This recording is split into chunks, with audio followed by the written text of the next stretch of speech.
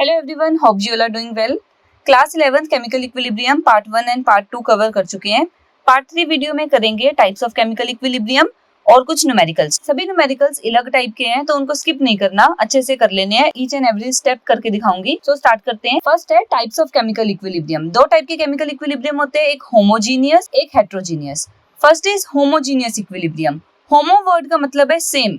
Homogeneous equilibrium वो equilibrium जहां पर सभी reactant and products are present in same phase. सभी रिएक्टेंट या सभी प्रोडक्ट सेम फिजिकल स्टेट में है, मतलब सभी गैसीय स्टेट में है या सभी लिक्विड स्टेट में है। सबसे पहले कर रहे हैं गैसीय स्टेट का एग्जांपल, मतलब जहां पर सभी रिएक्टेंट और प्रोडक्ट गैसीय स्टेट में है। फर्स्ट एग्जांपल, अगर हाइड्रोजन गैस रिएक्ट कर रही है आयोडीन गैस के साथ और प्रोडक्ट फॉर्म हो रहा है HI। HI is again a gas. सभी रिएक्टेंट और प्रोडक्ट गैसीय स्टेट में है, so it is example of homogeneous equilibrium. Second, nitrogen gas अगर रिएक्ट कर रही है ऑक्सीजन गैस के साथ और प्रोडक्ट फॉर्म हो रहा है NO, 2 NO फॉर्म हो रहे हैं which is also a gas, तो ये होमोजीनियस इक्विलिब्रियम हो गया। थर्ड, कार्बन मोनोऑक्साइड रिएक्ट कर रहे हैं वाटर वेपर्स के साथ, वो भी एक गैस है, गैसीय स्टेट में ही है, to form CO2 plus H2। CO2 और H2 भी गैस है।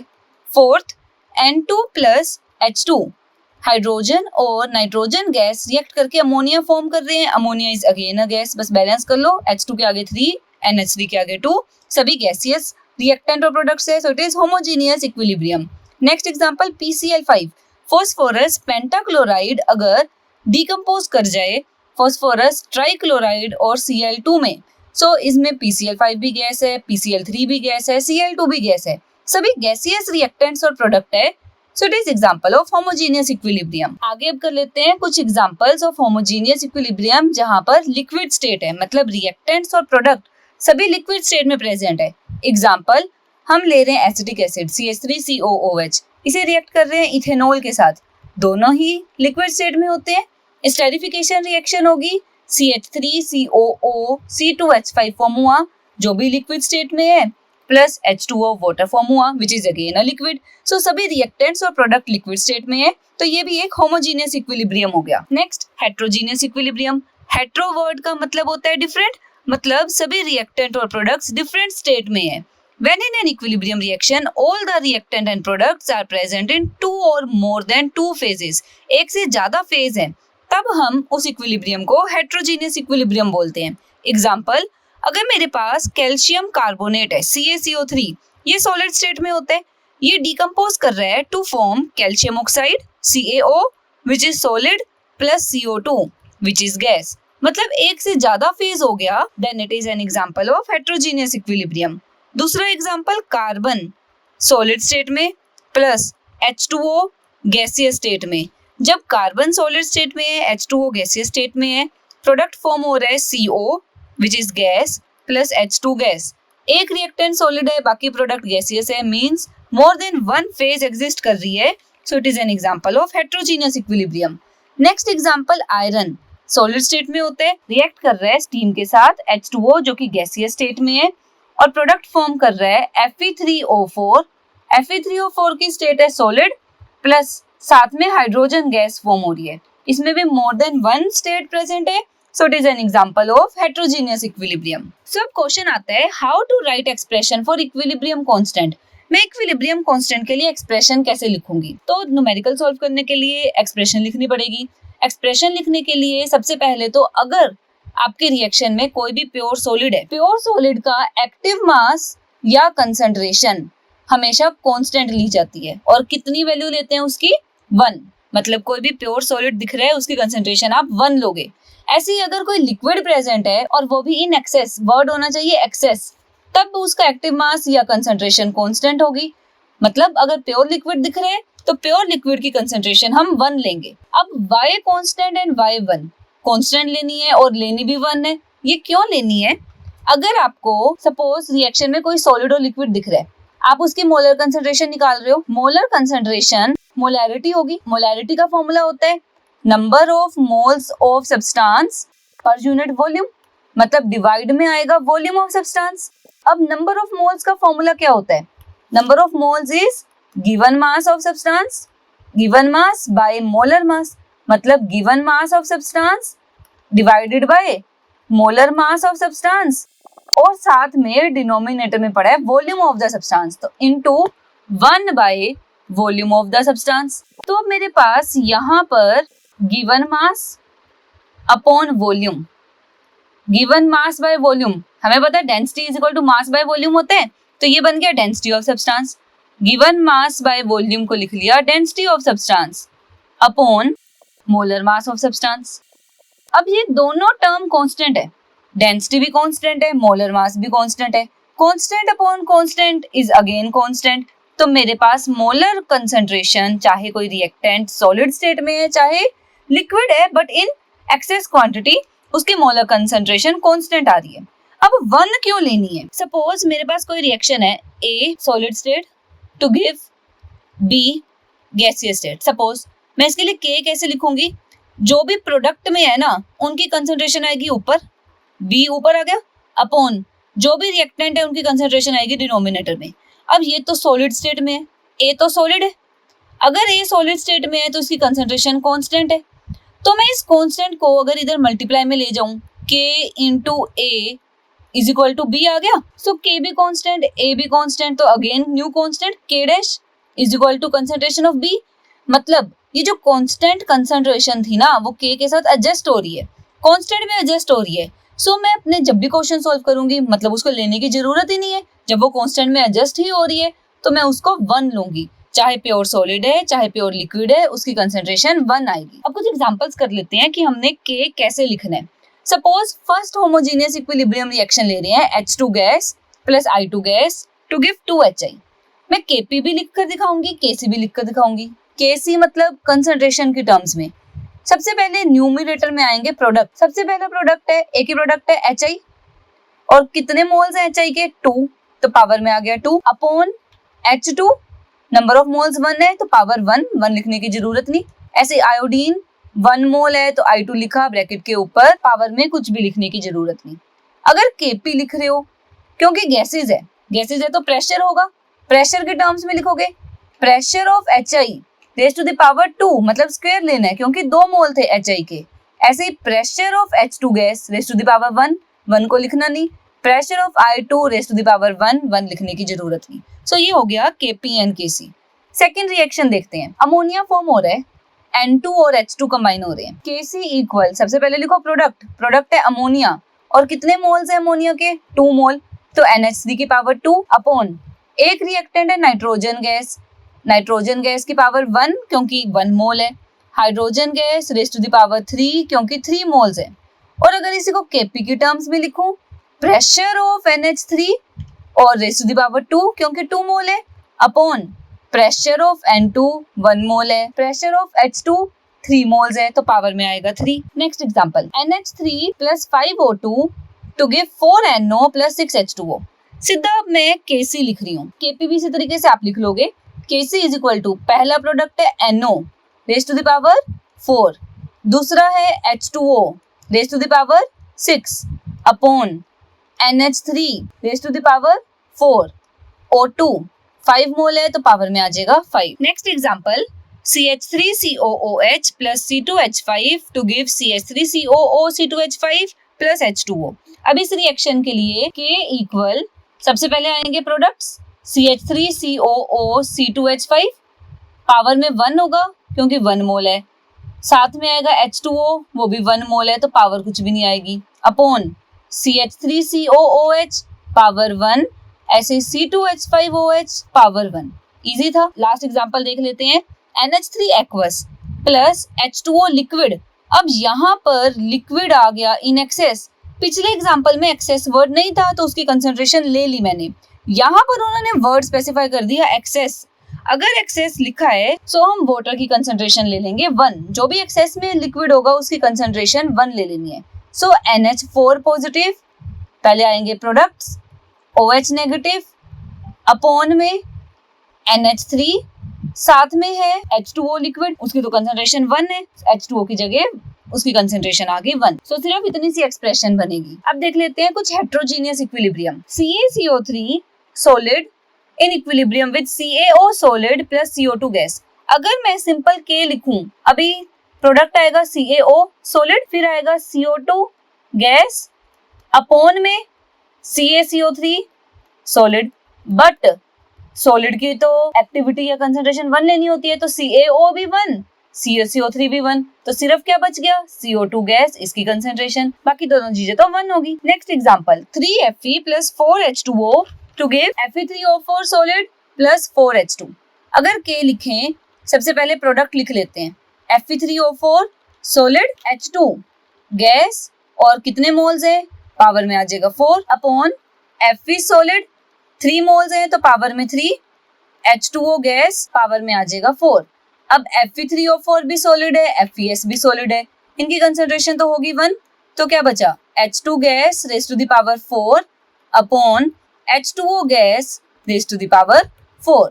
सो ये फाइनल एक्सप्रेशन हो गया फॉर K। अब इनकी एप्लीकेशंस क्या है, इक्विलिब्रियम कांस्टेंट K मुझे क्या हेल्प करता है, सबसे पहली हेल्प करता है predicting the extent of reaction, reaction किस एक्सटेंट तक होगी ये पता करने में। मतलब मैं Kc की वैल्यू से पता लगा सकती हूँ कि मेरी रिएक्शन इक्विलिब्रियम पर होगी, कंप्लीशन तक होगी या नहीं होगी।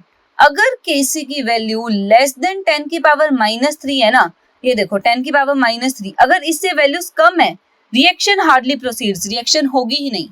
10 की पावर 3 से ज्यादा है, reaction proceeds almost two completion, completion तक जाएगी।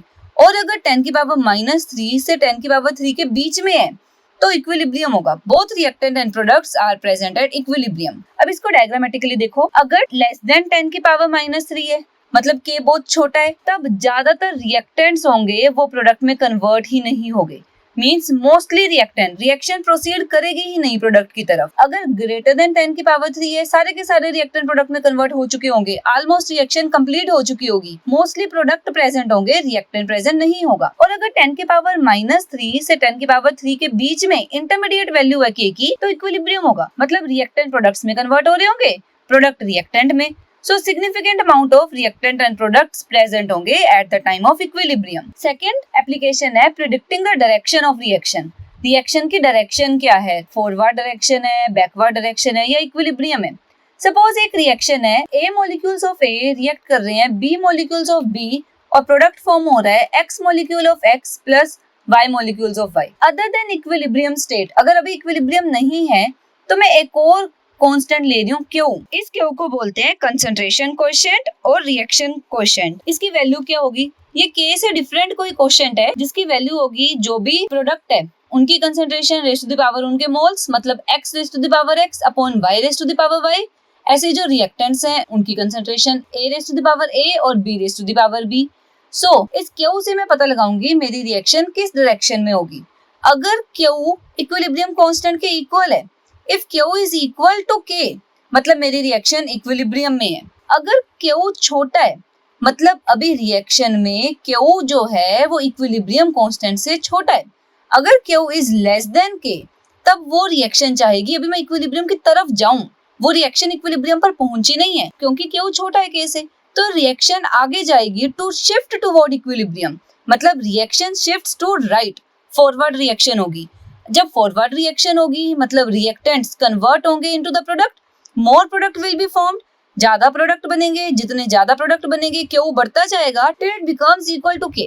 Q तब तक बढ़ेगा जब तक वो K के इक्वल नहीं हो जाता, मतलब इक्विलिब्रियम अटेन नहीं हो जाता। और अगर Q की वैल्यू ग्रेटर देन K है, मतलब Q बड़ा है, मींस वो इक्विलिब्रियम को पार कर चुका है, मींस प्रोडक्ट ज्यादा प्रेजेंट है, तो अब रिएक्शन क्या चाहेगी, इक्विलिब्रियम में वापस आने के लिए, means reaction shift to left, reaction left में होगी। अब जो प्रोडक्ट है वो रिएक्टेंट्स में कन्वर्ट होना शुरू होंगे, more reactant will be formed, product reactant की तरफ जाएंगे और रिएक्टेंट बनेंगे, thus decreasing Q till it equals to K। Q की वैल्यू धीरे धीरे कम होती जाएगी ताकि वो K के इक्वल हो जाए, मतलब अल्टीमेटली तो इक्विलिब्रियम आना चाहिए। अगर Q छोटा है तो वो बढ़ना शुरू होगा और अगर Q बड़ा है तो वो छोटा होना शुरू होगा, क्योंकि हर रिएक्शन चाहती है कि वो इक्विलिब्रियम की स्टेज पर आ जाए। Third is calculating equilibrium concentration. अब इक्विलिब्रियम कंसंट्रेशन कैसे कैलकुलेट करनी है, सपोज आपको एक रिएक्शन गिवन है, एक जनरल रिएक्शन ले रहे हैं, इसको जब न्यूमेरिकल करोगे सोल्व तो और क्लियर होगा। 2A + B to give C + 2D। जब भी कुछ आपको इस तरह के क्वेश्चंस गिवन हो, सबसे पहले लो इनिशियल कंसंट्रेशन। A प्रेजेंट है A mole per litre, B present है B मोल पर लीटर, पर ध्यान से देखो A के डबल क्वांटिटी रिक्वायर्ड है than B। So at equilibrium, equilibrium पर क्या होगा, रिएक्टेंट्स कम होना शुरू हो जाएंगे, प्रोडक्ट्स बढ़ना शुरू हो जाएंगे। सपोज जो A है ना, X यूटिलाइज हो गया, तो कंसंट्रेशन क्या बची, A माइनस एक्स। B उसका आधा यूटिलाइज होगा, B minus X by 2 utilise होगा। अगर A X यूटिलाइज हो रहा है तो B उसका हाफ यूटिलाइज हो रहा है, X बाई 2, और C फॉर्म होगा X बाई 2, आधा ही फॉर्म होगा, D फॉर्म होगा X। जितना A यूटिलाइज हो रहा है उतना D फॉर्म हो रहा है, और जितना B यूटिलाइज हो रहा है उतना C फॉर्म हो रहा है। अगर A X यूटिलाइज हुआ तो A की कंसंट्रेशन बच गई A माइनस एक्स, उतना ही D फॉर्म हो जाएगा, मींस X फॉर्म हो गया। B आधा यूटिलाइज होना है, B माइनस एक्स बाई 2, तो C x बाई 2 बच गया। तो अगर मैं Kc लिखती हूँ यहाँ पर, Kc is equal to concentration of C, C की कंसंट्रेशन है x by 2 into concentration of D, D की कंसंट्रेशन है x, बट पावर में आएगा 2 क्योंकि मेरे पास D के 2 मोल्स है, अपॉन अब रिएक्टेंट की कंसंट्रेशन, A की concentration A minus x, power में आएगा 2 क्योंकि डबल था A, B की concentration B minus X by 2 और B 1 मोल्स है। तो अब मैं यहाँ पर अगर मुझे Kc पता हो तो मैं X की वैल्यू कैलकुलेट कर सकती हूँ, मतलब X पता चल जाएगा, फिर मैं सभी की एट इक्विलिब्रियम क्या कंसंट्रेशन है कैलकुलेट कर सकती हूँ। ये आपको एज इट इज लर्न करने की जरूरत नहीं है, न्यूमेरिकल सॉल्व करोगे उसमें डायरेक्ट आपको पता चल जाएगा। सो अब स्टार्ट करते हैं न्यूमेरिकल्स। डिफरेंट टाइप के न्यूमेरिकल्स करेंगे। फर्स्ट न्यूमेरिकल है, the following concentrations were obtained for formation of ammonia from N2 and H2। सबसे पहला काम बैलेंस्ड केमिकल रिएक्शन लिखो। अमोनिया बनाना है N2 और H2 से, N2 plus H2 gives NH3। तीनों गैस है, मतलब तीनों की कंसंट्रेशन लेंगे, रिएक्शन बैलेंस होनी चाहिए।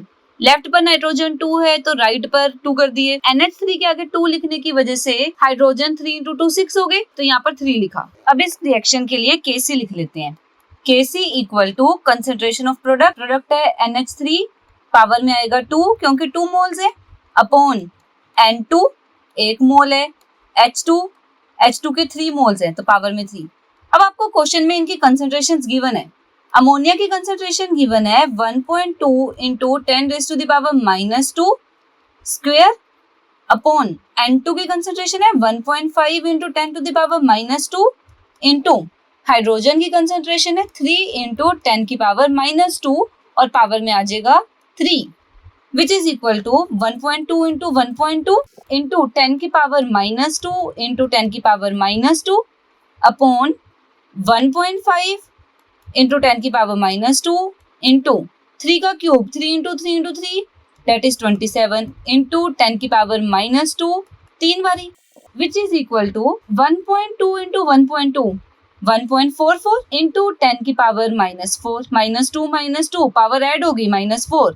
1.5 को 27 से मल्टीप्लाई करना है। जब आप 1.5 को 27 से मल्टीप्लाई करोगे आंसर आएगा 40.5 इंटू 10 की पावर, देखो माइनस 2 है 4 टाइम्स, तो माइनस 2 4 टाइम्स आएगा, minus 2 minus 2 minus 2 minus 2 minus minus plus, ये सारे 2 प्लस हो जाएंगे, minus 8, which is equal to 1.44 को लिखा 14/100, 40.5 को लिखा 405 अपॉन 10 इंटू 10 की पावर माइनस 4, ये 8 प्लस में चला गया, प्लस 8 माइनस 4 10 की पावर 4 बन गया 1440 इंटू 10 की पावर 4, मतलब 1 के आगे 40 या 10,000 अपॉन 100 इंटू 405, ये 2 0 से 2 0 कैंसिल, कितना आ गया 144000 अपॉन 405। यहाँ साइड में सॉल्व कर रही हूँ, Kc equal 144000 upon 405।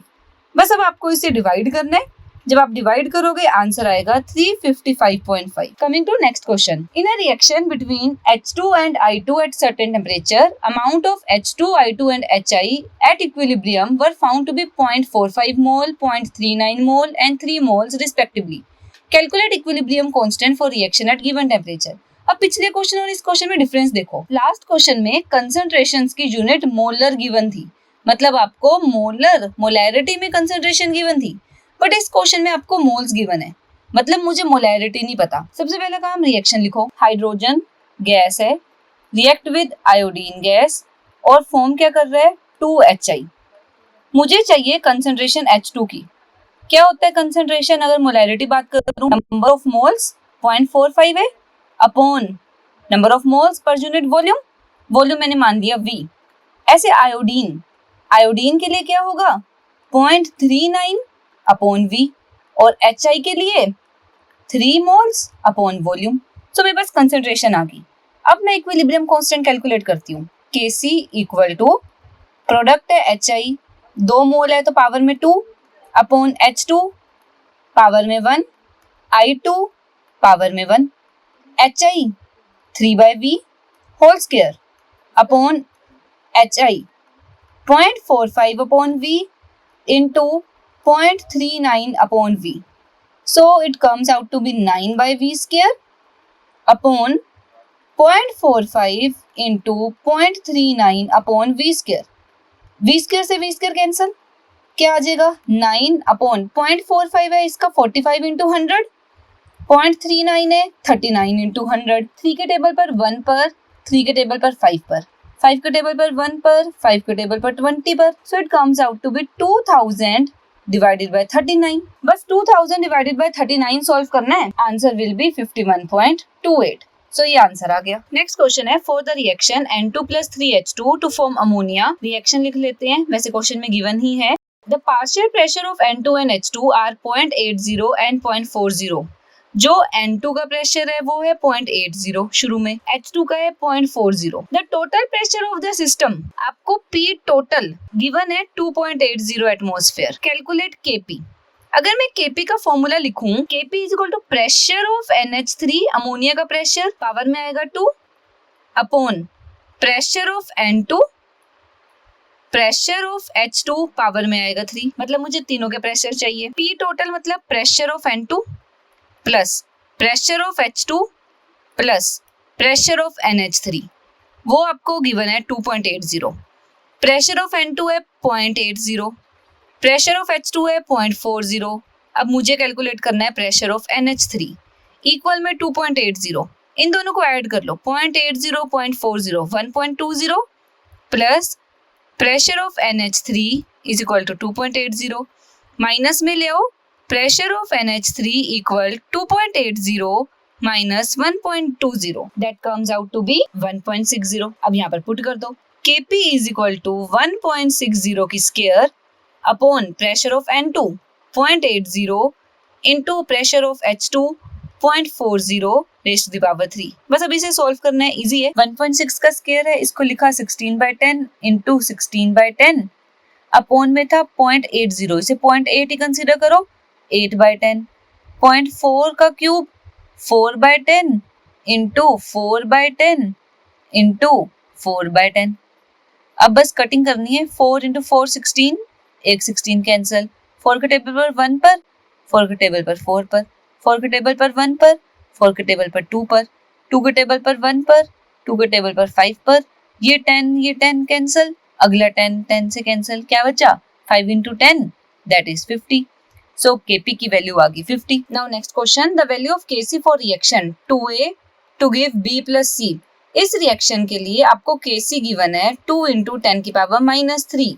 At the given time composition of reaction mixture, आपको A की कंसंट्रेशन, B, C तीनों की कंसंट्रेशन गिवन है 3 इंटू 10 की power -4 molar. In which direction the reaction will proceed. ये तो हमें Q से पता चलेगा, Q कैलकुलेट कर लेते हैं। Q equal concentration of B, concentration of C upon A की कंसंट्रेशन का स्क्वायर, B की कंसंट्रेशन गिवन है 3 इंटू 10 की पावर -4 इंटू C की कंसंट्रेशन 3 इंटू 10 की पावर -4 अपॉन A की कंसंट्रेशन का स्क्वायर, A की कंसंट्रेशन भी 3 इंटू 10 की पावर -4 उसका square, which is equal to 3 into 10 की पावर -4 का स्क्वायर अपॉन 3 इंटू 10 की पावर -4 का स्क्वायर।